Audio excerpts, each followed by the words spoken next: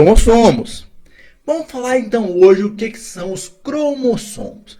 Gente, os cromossomos, você sabe que eles são compostos de DNA. Beleza, ok. Então eles são estruturas compostas por DNA e são estruturas altamente organizadas que existem dentro das células. Tanto de uma célula procariótica quanto de uma célula eucariótica. Vírus não tem cromossomo, eles têm genoma, tem DNA que constitui o genoma deles, mas eles não têm a estrutura de um cromossomo em si, beleza? Então vamos lá, olha aqui, uma célula eucariótica vai ter o cromossomo dela dentro do núcleo, gente, dentro do núcleo, em formato linear. Os cromossomos eucarióticos, então, eles são lineares. Já os procariotos, eles vão ter um cromossomo em formato circular. E não tem núcleo no procarioto, não. Portanto, o procarioto, ele vai ter o quê? Ele vai ter o DNA dele diretamente ligado lá. Ligado não. Só banhado totalmente pelo citoplasma. Diretamente em contato com o citoplasma. Do que são formados esses cromossomos, gente? Esses cromossomos, essas moléculas, são formadas por DNA. DNA. Não é que tá lá o cromossomo envolvido numa molécula de DNA, alguma coisa assim. Não, o DNA constitui. Ele forma mesmo o cromossomo. Só que ele não está sozinho na formação do cromossomo. Para ele ter uma estrutura completa, para chegar a uma forma mesmo, ele está o quê? Associado a proteínas. E as principais dessas proteínas são as histonas, que existem somente nos eucariotos. As histonas são o quê? São essas aqui, ó. Tá vendo aqui, ó? Olha aqui, ó. Essas estruturas laranjas aqui.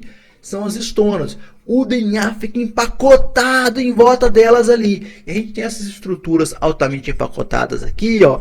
A gente chama isso de nucleossomo. Nucleossomo, gente. Tá certo? Não vamos encontrar isso nos procariotos. Os procariotos têm proteínas, sim, que se associam ao DNA deles.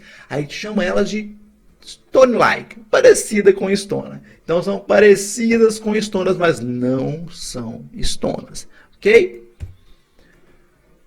Gente, olha agora só, a gente vê um cromossomo, fala cromossomo toda hora, mas a gente tem que fazer uma diferenciação aqui. Vamos fazer uma diferenciação aqui, certo? Por quê? Os cromossomos em si a gente vê durante a fase de replicação, tá? O que a gente vê durante a intérfase, aquela parte que a célula não está se replicando, a gente chama de cromatina. Que é o que? Tipo uma sopa de macarrão dentro do núcleo. Uma sopa de macarrão dentro do núcleo. Por que a gente fala isso? Imagina uma sopa de macarrão mesmo. Você tem um macarrãozão lá, tem um início e tem um fim.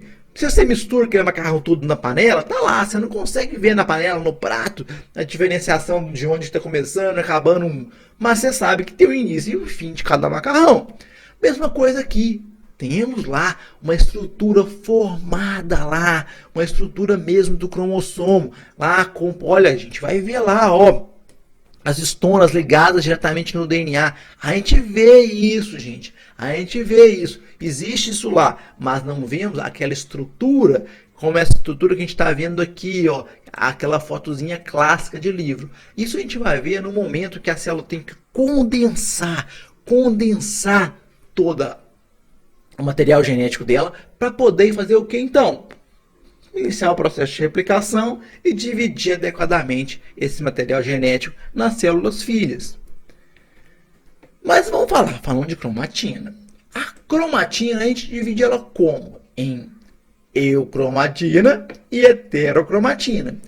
E aí, o que é isso, gente? A eucromatina é a parte ativa do DNA, é a que faz a transcrição. Transcrição é o quê? Produção de RNA mensageiro, que vai sair do núcleo, vai chegar no ribossomo para produzir proteína. Então, beleza. Então, por que acontece isso?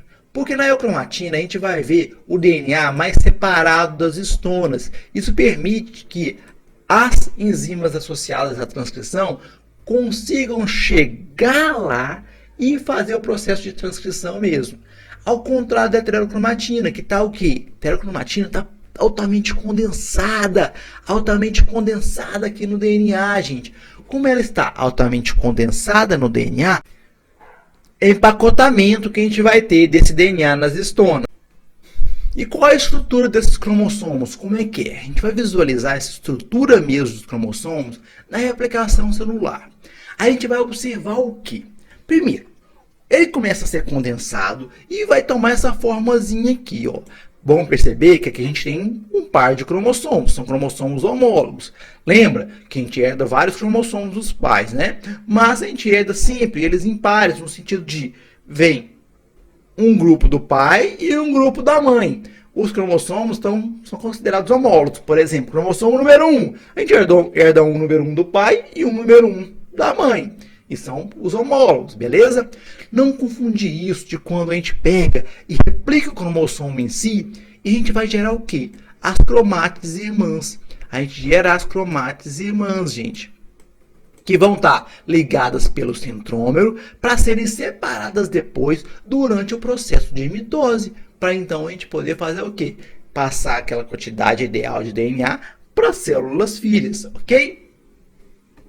Gente, aqui a gente vai ver então, eu falei aqui, o centrômero está separando as cromátides irmãs, e ele vai ser essencial também para durante a mitose as fibras do fuso se ligarem neles e conseguirem lá deslocar o cromossomo adequadamente na célula. No final dos cromossomos, a gente tem uma estrutura que a gente chama de telômero. São partes de DNA mesmo, são DNA, gente. É DNA. Os telômeros, eles vão fazer o quê? Eles são importantes para se replicar o DNA que tem formato linear. Porque à medida que você replica o DNA em formato linear, você perde umas partes iniciais e finais, né, daquele DNA, aquelas partes mais extremas do DNA, que são os telômeros ali. Então, à medida que uma célula é replicada, ela vai perdendo algumas partes disso, certo? Vai perdendo. Então, ela vai replicando, vai envelhecendo, vai perdendo algumas partes dos telômeros, vai encurtando os telômeros. Beleza, falamos um monte de cromossomo, gente. E aí? A gente tem uma coisa chamada cariótipo, que é o nomezinho que a gente tem que saber também. O cariótipo é quando a gente vê o conjunto de cromossomos lá que a gente tem. A gente sabe que a gente pode ser, lá tem célula lá, diploide, que são as nossas células somáticas, todas as nossas células praticamente, né? Que vão estar, o quê? O conjunto dos dois N's. Porque a gente tem sempre lá, por exemplo, cromossomo número 1, aí tem ele em par, um que a gente herda do pai e outro que a gente herda da mãe, certo? Esse conjunto que a gente tem aqui é uma quantidade que sempre é a mesma em determinada espécie. Então, os seres humanos têm 46 cromossomos, tá certo? Outros animais têm outras quantidades de cromossomo, beleza? E quando a gente faz a cariotipagem, né, vê no cariótipo, a gente consegue ver a quantidade de cromossomos que tem nas células, a gente vê e avalia a estrutura desses cromossomos. Isso pode ser muito importante para se averiguar algumas doenças genéticas. Então, a quantidade de cromossomos, ela varia conforme as espécies. No entanto, olha só, ela varia entre as espécies, mas dentro de uma mesma espécie, essa quantidade é constante. Bactérias, geralmente tem 1 ou 2 cromossomos, né? A maior parte tem 1 cromossomo, tá? Agora, outras espécies não. Por exemplo, o ser humano, nós temos 23 pares de cromossomos. 23 pares. Temos um total, então, de 46 cromossomos. 23 herdados do pai, 23 herdados da mãe. Beleza? Desses, 44 são autossomos. Não são ligados a caracteres sexuais. E 2 são ligados a caracteres sexuais. São cromossomos sexuais, beleza? Aqui temos aqui só uma figurazinha mostrando o tanto de cromossomos que a gente tem em várias espécies diferentes. Beleza, falamos que o cromossomo é composto de DNA, mas é só nele que tem DNA? É só ali que existe DNA na célula? Não, gente, isso varia conforme o tipo de célula, beleza? Por exemplo, os plasmídios que existem lá nos procariotos, por exemplo, que bactéria tem plasmídio, gente, tá? Ainda temos um vídeo que vai falar disso. Esse plasmídio ele é um quê? Um DNA circular. Um DNA circular que está lá, tem sua função, tem seus genes e se replica independentemente dentro da célula, beleza? Além disso, lá na gente aqui, ó, a nossa célula, seres humanos, por exemplo, a gente tem a mitocôndria, que não está dentro do núcleo e tem um DNA próprio, diferente do núcleo, Tá? E por sinal, mitocôndria, o DNA que nós herdamos na mitocôndria é sempre de quem? Sempre da mãe. Ok?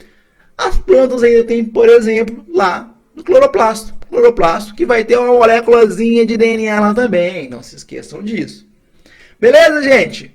Então é isso. Deixe seu like, se inscreva no canal e ative o sininho para mais conhecimento, para a gente entender mais coisas aí.